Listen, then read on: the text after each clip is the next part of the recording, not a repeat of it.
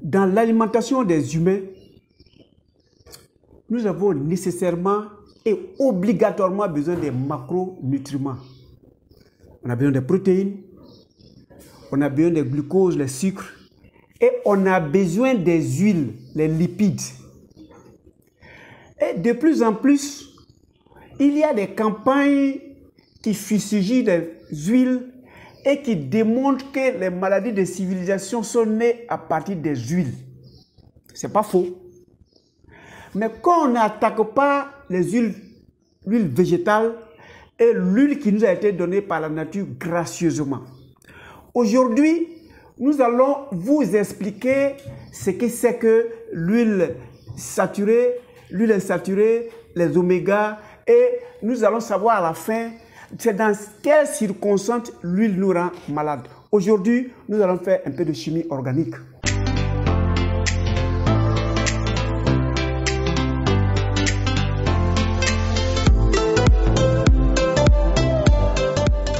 Bienvenue à Objectif Santé, votre chaîne de bien-être qui vous permettra de découvrir tout ce que vous consommez et qui va vous démontrer progressivement l'objet ou les circonstances d'apparition de nos maladies de civilisation.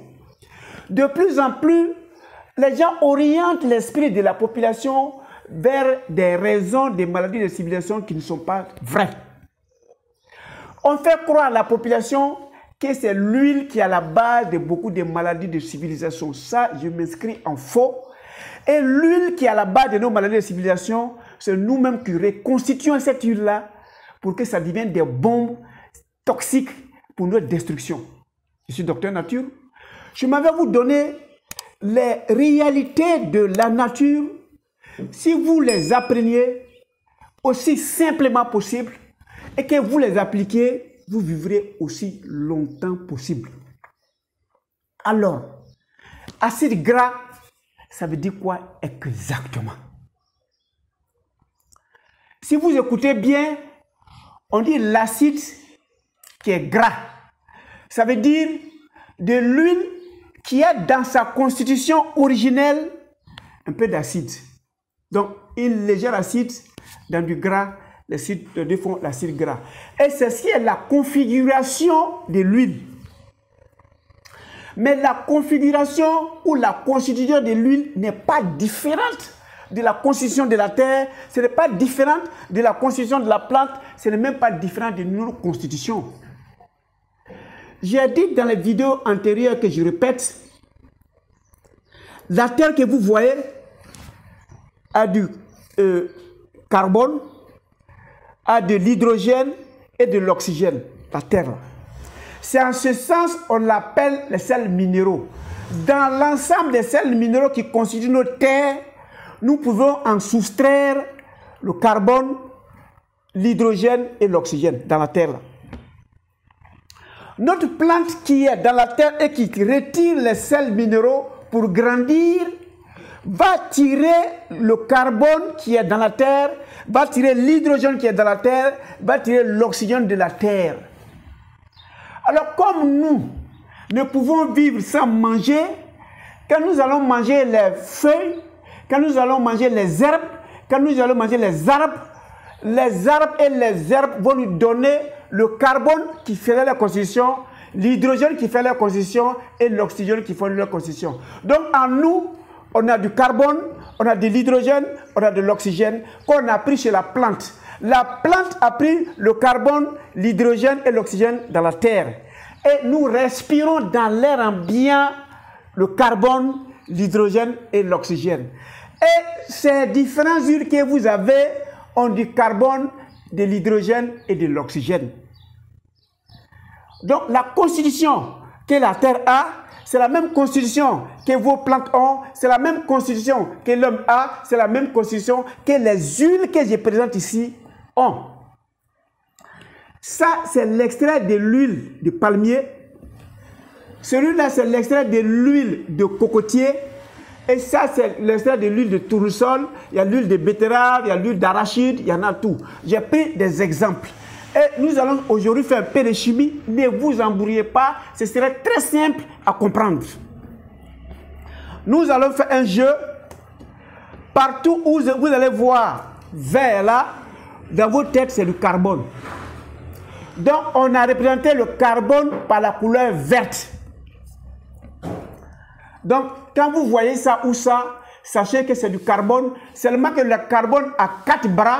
Voilà un bras, voilà un autre, voilà troisième bras, voilà quatrième bras. Le carbone a 4 bras.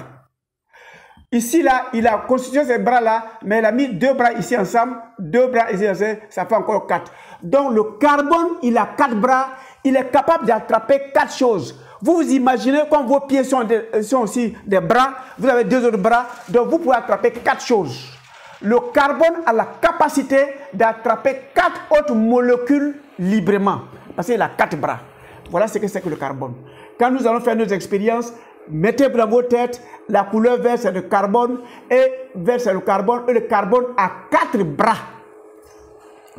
Deuxième tentative que nous allons faire, ça c'est de l'oxygène.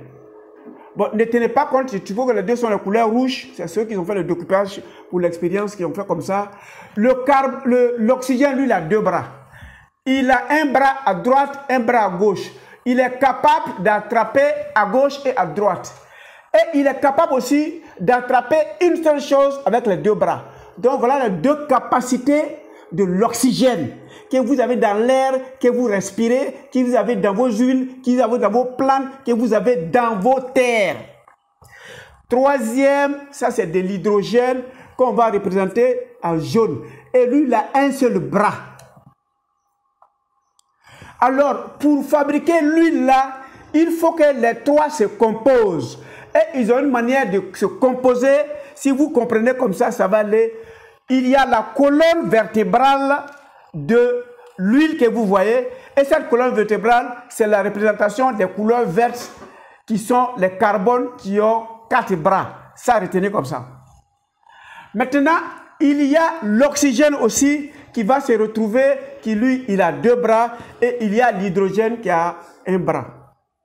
Alors, en quoi et pourquoi on dit une huile est saturée?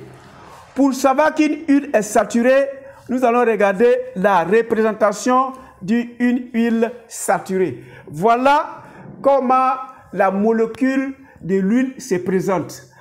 Vous voyez, à partir du dernier bras, on a une formule qui est la formule acide. Tout ça là, c'est la graisse. Ce qui est là, c'est la formule acide. Donc, l'acide dans le gras.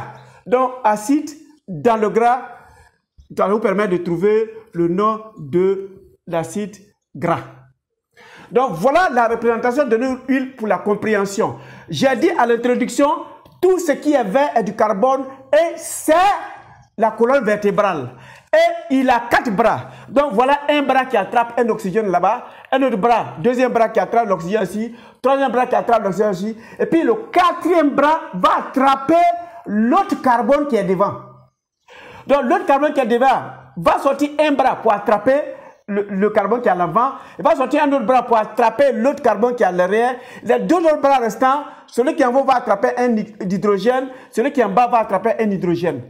Et ainsi de suite. Lui qui est là va faire la même chose. Il sort un bras pour attraper le carbone qui est avant lui. Il sort un autre bras pour attraper le carbone qui est après lui. Et il va sortir un bras pour attraper l'hydrogène qui est en haut. Il va sortir un autre bras pour sortir l'hydrogène qui est là.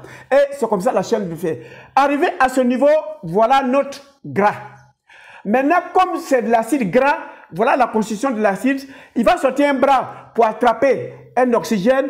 Comme je vous ai dit à l'introduction que l'oxygène a 2 bras, lui aussi il va sortir un autre bras pour attraper un autre oxygène qui a 2 bras. Donc l'autre oxygène va dans ce bras, ils vont se saluer. Et puis il a un autre bras qui va attraper le dernier oxygène, hydrogène. Donc ça c'est la formule de l'acide, ça c'est la formule de gras. Donc l'acide gras. Maintenant pourquoi on dit que c'est saturé? On dit que c'est saturé parce que toutes les mains des carbones sont occupées.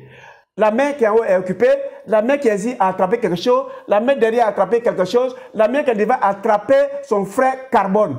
Donc, comme les 4 mains sont occupées, toujours il y a quelque chose dans toutes les mains de carbone, on dit il était chargé.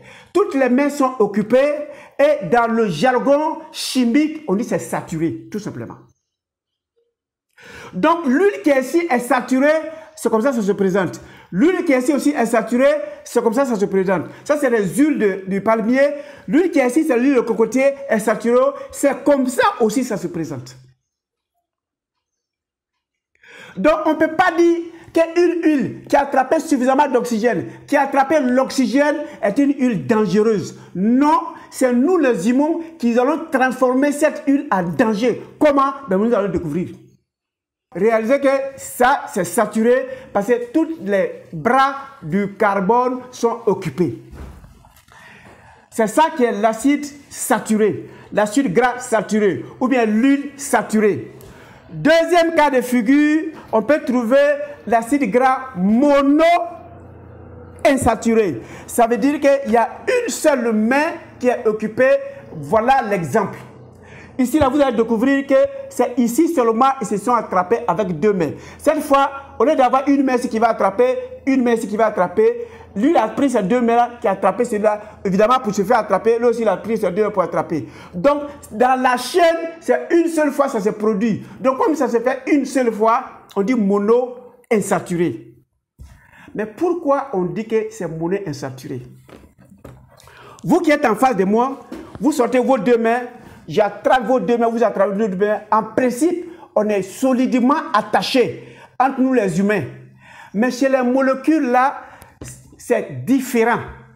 À partir de l'instant qu'il est capable d'attraper lui-même pour lui, si les deux attrapent quelque chose d'autre, soyez-en sûrs, toutes les deux mains, une est prête à lâcher pour attraper une autre molécule de passage.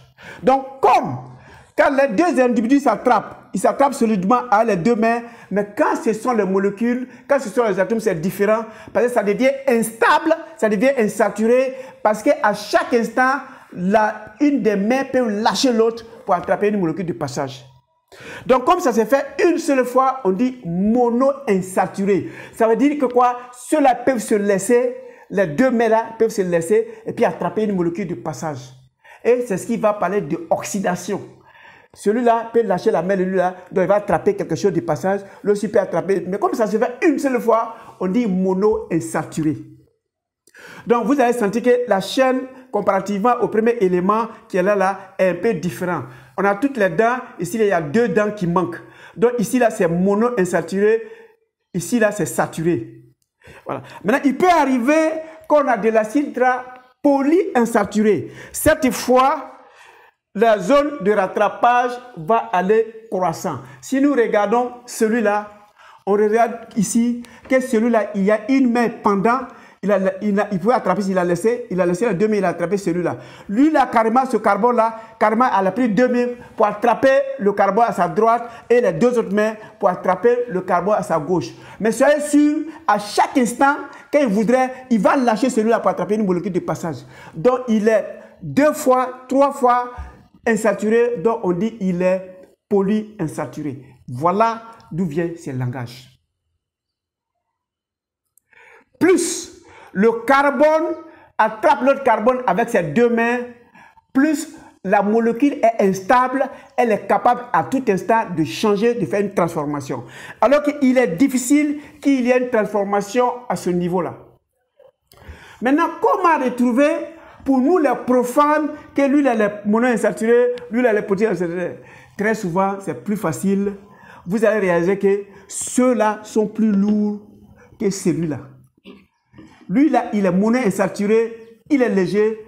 Lui, il est saturé, il est lourd, tout simplement. Donc, moins il y a d'autres atomes qui s'accrochent, plus l'acide gras est léger.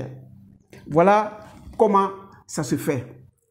Alors, dans quelles circonstances l'huile devient dangereuse pour nous les humains? Avant de répondre à cela, pour vous qui venez d'arriver, je vous demande de vous abonner à l'Objectif Santé de Dr Nature en cliquant sur s'abonner. Et de prendre le soin de cliquer sur la cloche afin que vous soyez avertis des vidéos qui arrivent. Donc voilà les 3 genres d'huile que nous pouvons avoir. Ça, c'est les acides gras saturé, on a trouvé un acide gras monoinsaturé et puis on a un acide gras polyinsaturé. On va les trouver dans les différents éléments, l'huile d'arachide, l'huile de tournesol, l'huile d'olive, ainsi de suite. Ils sont plus légers et ils sont insaturés. Alors, dans la saturation et l'insaturation, à quel moment ces huiles-là deviennent dangereuses pour nous les humains?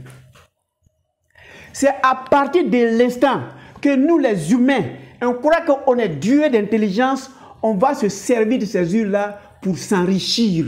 Comme on veut s'enrichir, on va ajouter d'autres techniques qui n'étaient pas prévues, qui n'étaient pas naturelles, que nous allons faire la chimie comme nous avons fait dans la 5e vidéo, et on va obtenir ce que nous voulons, mais ce ne serait plus lutte qui nous a été fait gracieusement par la nature. Comment? Premier élément, je vais faire mon champ de palmier à huile. Mais l'objectif que j'ai pour mon champ de palmier à huile, il faut que je amasse beaucoup d'argent. Pour amasser beaucoup d'argent, il y a deux facteurs. Premièrement, il faut produire une grande quantité. Deuxièmement, il faut vendre le plus vite possible. Donc, qu'est-ce qu'on fait pour rentrer dans ces deux conditions de commercialisation? Depuis le champ, on va mettre des pesticides pour lutter contre des prédateurs. On va mettre des engrais pour lutter, pour augmenter, et on va mettre des éléments qui vont tuer les herbicides, ainsi de suite. Et ces herbicides et ces insecticides vont rentrer dans la constitution de notre huile. À partir de l'instant, l'huile commence à devenir toxique. Deuxième élément, quand on a fini d'extraire dans notre champ, on envoie dans l'usine plutôt que de faire l'extraction artisanale, et on veut aller vite. On utilise des solvants. Le solvant, ça veut dire ce qu'on utilise pour faire l'extraction. Si vous voulez faire votre thé, si vous prenez votre thé, vous faites chauffer de l'eau qui devient le solvant, vous mettez votre tisane dedans, l'eau chaude va tirer les principes actifs, mettre dans l'eau, et l'eau là, c'est là appelé dans la chimie organique le solvant. Donc pour pouvoir extraire ça, on va utiliser un extrait de pétrole, qui est l'oxane, qu'on va utiliser en tant que solvant pour extraire en quantité et pour extraire vite. Donc, quand ils vont faire la première extraction, ils vont dire que c'est l'extraction brute. Ils vont aller raffiner, mais quel que soit le degré de raffinage, vous allez voir les traits de dérivés de pétrole là-dedans. Et ce sont ces traits de dérivés de pétrole-là qui vont créer vos maladies de civilisation et non pas l'huile. Ça, il faut qu'on soit d'accord dessus. Troisième élément, la conservation doit se faire en fonction des rigueurs. Celui-là, c'est de l'huile insaturée, soit que c'est de l'huile instable. On doit mettre dans des bouteilles teintées. Je les fais transparent pour que vous arriviez à voir les différentes couleurs, mais celui-là doit être, puisqu'il est instable, dans une bouteille teintée. Si vous allez dans le supermarché et que vous trouvez l'huile d'olive première version et puis la bouteille est transparente, l'huile de tournesol et puis la bouteille est transparente, il faut savoir que c'est une porte ouverte à toute oxygénation, intoxication qui se produit. Parce qu'il y a trois facteurs qui sont susceptibles à jouer sur la chimie de cet élément-là. La lumière qui frappe va impacter, la chaleur du lieu va impacter, et lorsque c'est ouvert, l'air qui passe, la chimie aussi va impacter. Donc pour conclure, retenez que la nature ne nous a jamais donné quelque chose susceptible de nous détruire. S'il y a destruction, nous sommes à la base. Consommons ces huiles avec parcimonie et faisons la variation de leur consommation, et ces huiles-là vont nous donner mieux. Quand nous allons faire des vidéos sur le cholestérol, vous verrez qu'il n'y a pas de bon cholestérol, il n'y a pas de mauvais cholestérol, il y a plutôt de bons hommes et de mauvais hommes. Merci de votre temps d'écoute et on se voit pour la 4e vidéo.